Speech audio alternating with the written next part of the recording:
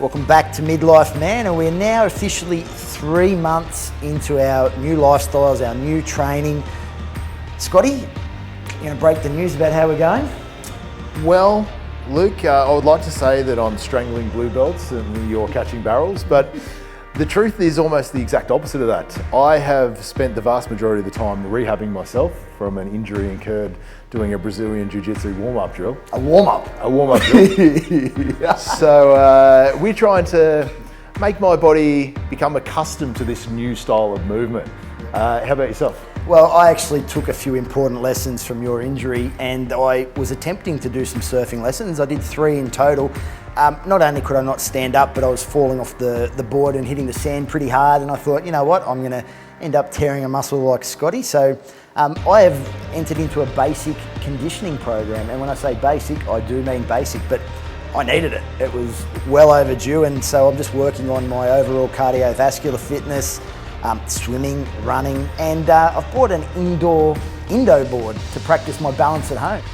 One thing I'd sort of kind of put together in my own brain was the fact that I have absolutely zero conditioning to even try to be surfing with lessons. It was a disaster. I was tired and spent for days. So anyway, the plan is now to get fit. I'm doing bike riding, swimming, I'm doing running, you name it, trying to build the conditioning up to get back to the surf. And I got recommended this here, which is a Indo balance board, and I've got my son Antonio here, and we're going to crack it open. And apparently this is good for people who are learning how to surf or skate or have no experience like myself. So we're going to do the unopening.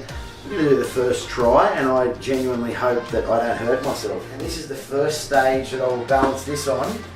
And then we have what I do believe is the advanced version that will just break my neck straight away. There's no question about it. So that is already very difficult. Oh, this is ridiculously dangerous, but I just literally have to start from scratch, and that's what I'm doing. I'm starting from scratch, and I think my 4-year-old son's going to learn surfing before I do.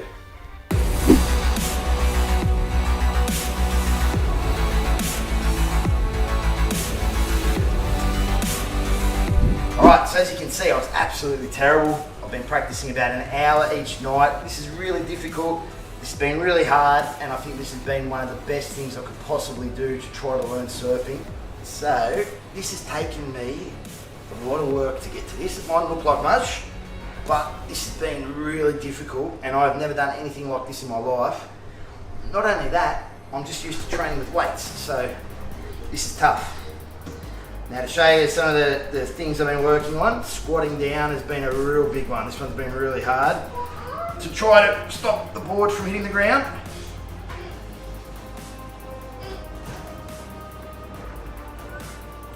Oh, I just touched the ground barely there, but you can see I am genuinely making progress, even to the point of some single leg work.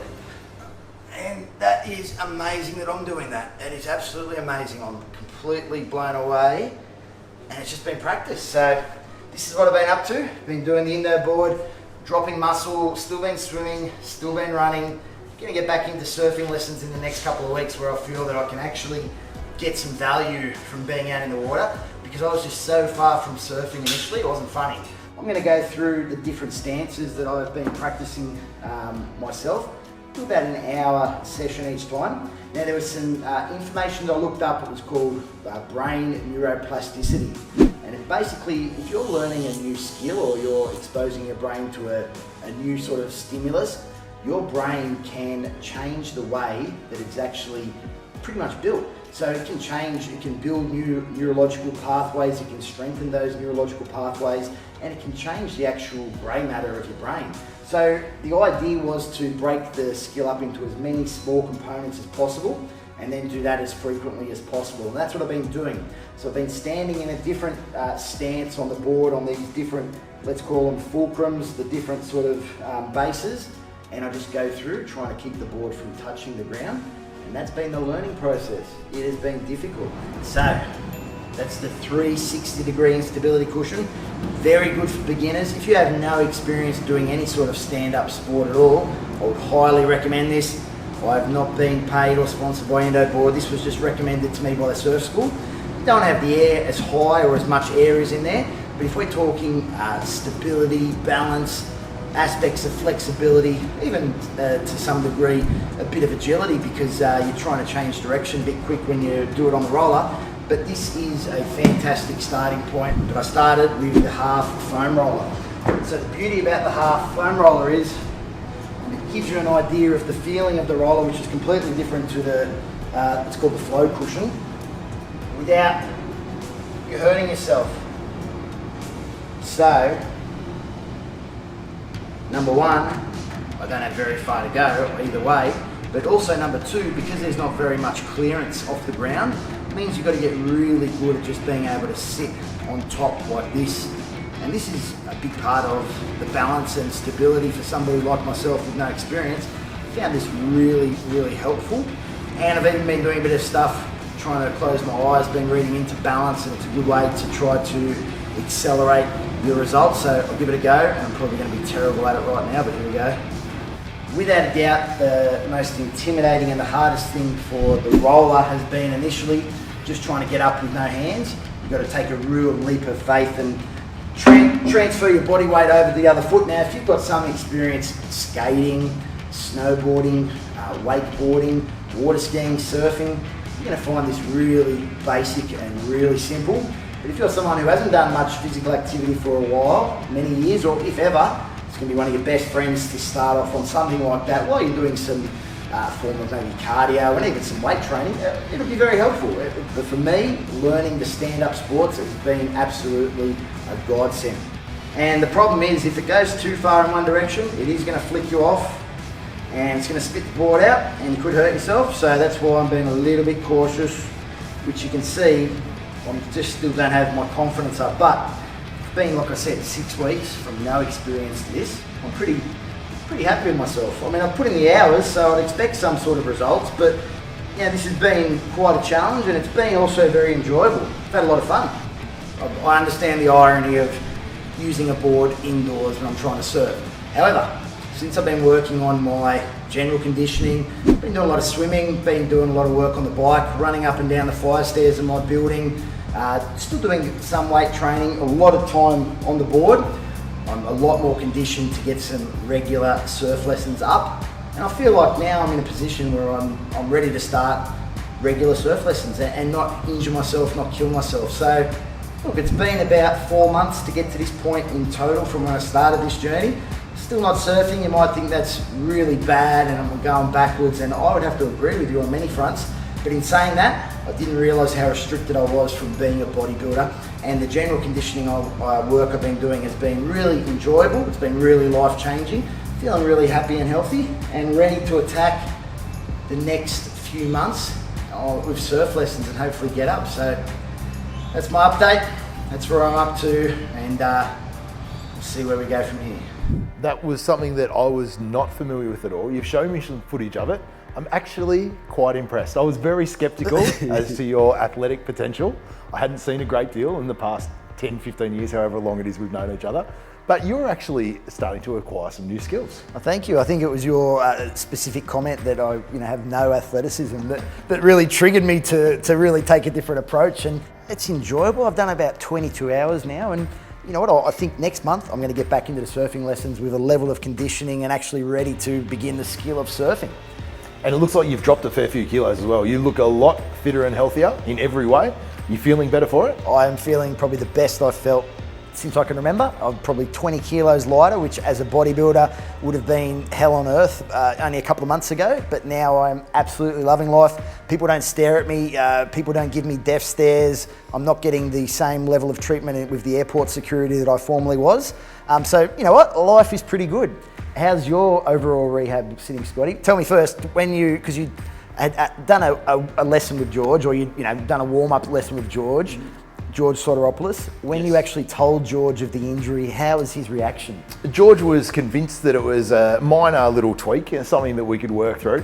So eventually, in order to convince George, I had to drive down and see him and show the extensive bruising on the inside of my thigh where I'd managed to do a grade 3 tear in my adductor. At that point, he thought we could probably still work around it, or maybe do a little bit of striking or something like that. But I've spoken to some highly qualified physios that aren't quite as crazy and hardcore as George, and they told me it was a much better idea to actually rehab the injury and get back to it when I'm at 100%. So the injury is relatively healed, but it's still not nearly up to the level of strength and performance where I could go to a jiu-jitsu.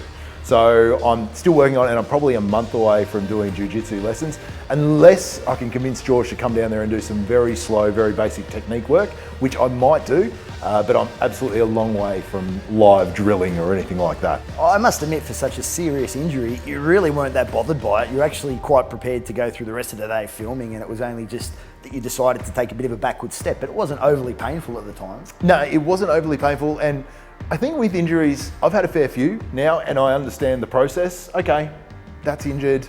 We are going to have to rehab it. And I think it's important to still be productive and still be positive and understand that life is not over because of an injury, and you can still do some positive things. So I've managed to drop a couple of kilos without doing too much cardio work because the injury prevented it, just nutritional adjustments. And I've changed my strength training to incorporate a little bit more grip strength and functional strength so that when I do go back to jiu-jitsu, it'll serve a purpose. We're at the airport now, going back home. I thought I'd do a bit of training in Sydney. It probably didn't work out exactly as I had hoped for.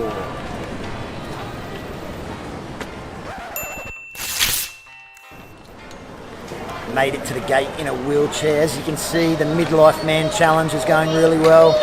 Really surfing at the moment, aren't I? Kind of feel like a bit of a failure. Kind of feel like, don't know what we're doing a show like this when I'm not doing any surfing and Scotty's not doing any jiu-jitsu.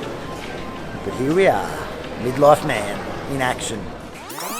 Fast forward 3.5 weeks and still in recovery mode, although making big improvements. So yeah, I was on crutches for a good solid week and just getting back into sort of walking pain-free. I'll tell you what happened. I went down to my parents and my family. They live in Sydney. Went down for Christmas and was running down the park down near their place, and the grass at their park was a little bit longer than what I'm used to, and I found I was taking sort of really high strides to jump out of the grass. It was about this thick, the grass, and as I was landing, my knee just was not liking it. It didn't want to have anything to do with it. So it just blew up on me in about 24 hours. I went and got scans, and I've got an angry bursa and angry cartilage. So basically, the two shock absorbers of the knee are not happy, swelled up, got angry, and I've had to stay off it, which, as you can imagine, has not been good for my surfing practice, learning to surf. I was already struggling, and it's been non-existent for the past few weeks. So it's all been about recovery. That's what it's been. Plenty of rest, plenty of ice, and just letting time take over. Still, even though I did take a week off, I have been training pretty consistently for the past sort of 4.5 months now it's been, but I am still no closer to surfing. Scotty's no closer to jiu-jitsu. We're both feeling pretty good. We're both fit, sort of semi-feeling like failures, I'm not going to lie, but at the end of the day, it's been good. It's been a good transition. I'm 20 kilos lighter. I'm feeling really good. I'm really keen to get back into the surfing training. I'm hoping next week I can get back and do some lessons. And yeah, this is what happens. This is all part of the fun of being a midlife man and trying a new activity. Is injuries are going to be there. So just to be clear, Scott, even though we have had some fairly major setbacks, especially in your situation with a major tear, we're still 100% dedicated to the goals. Nothing's changed, although we may have to take a backward step and just get some basic conditioning before we go to the very sports specific skills of jiu-jitsu and surfing. We are still 100% committed. I'm doing my bronze medallion one day, hopefully, so I want to pass that with swimming. I'm still going to make the Bali surf trip within 18 months. And Scotty? I want to roll in a white belt Brazilian Jiu-Jitsu tournament within the next year. One day I'd love to get a BJJ blue belt. If you're a BJJ blue belt on the street, you're a lethal man. And look, I look forward to keeping everyone updated on our progress. We're still going to be working towards these goals, and it's going to be a whole lot of fun along the way. Because as midlife men, we know that starting new activities, while they may sound good, we do also know that there's a certain level of fitness, like we said, a certain level of conditioning, and even though things might happen a bit slower than what we thought, we're still dedicated, we're still on track. So stay tuned as we continue to smash our goals here on Midlife Man. That's a wrap. Season 1 is complete. But don't despair, there's plenty more to come. Stay tuned for Midlife Man Season 2. Us Midlife Men are not done yet. Although injuries have created yet another obstacle for us to overcome in our pursuit to complete our goals, we are committed to dedicating our time and energy to show you what it takes to transform your life in the short and long term.